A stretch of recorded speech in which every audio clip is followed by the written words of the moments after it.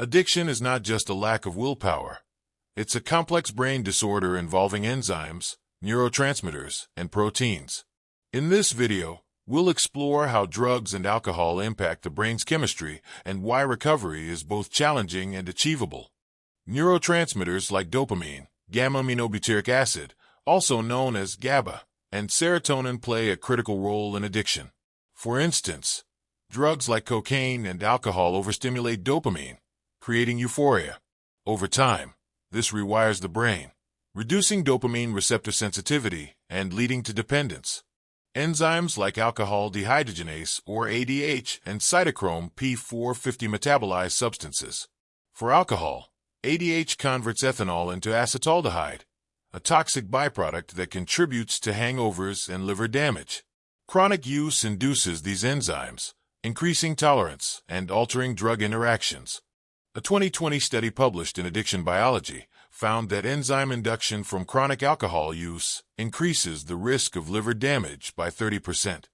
Proteins like brain-derived neurotrophic factor or BDNF, mu-opioid receptors, and N-methyldeaspartate or NMDA receptors mediate the effects of addiction. For instance, opioids mimic endorphins at mu-opioid receptors, producing euphoria but desensitizing the brain over time. Similarly, alcohol inhibits NMDA receptors, impairing memory and learning. 2018 research in Nature Neuroscience showed that BDNF levels decrease by 25% in chronic substance users, impacting brain plasticity and recovery. Substance abuse hijacks the brain's reward pathway, involving the ventral tegmental area, nucleus accumbens, and prefrontal cortex. Additionally, it dysregulates the hypothalamic pituitary adrenal or HPA axis, increasing cortisol levels and stress sensitivity, which contributes to relapse. A 2019 meta-analysis in JAMA Psychiatry found that individuals with substance use disorders experience a 50% higher cortisol response to stress, increasing relapse risks. Chronic drug and alcohol abuse activates microglia, the brain's immune cells, causing neuroinflammation. Epigenetic changes from substance use also alter gene expression, increasing addiction vulnerability and complicating recovery.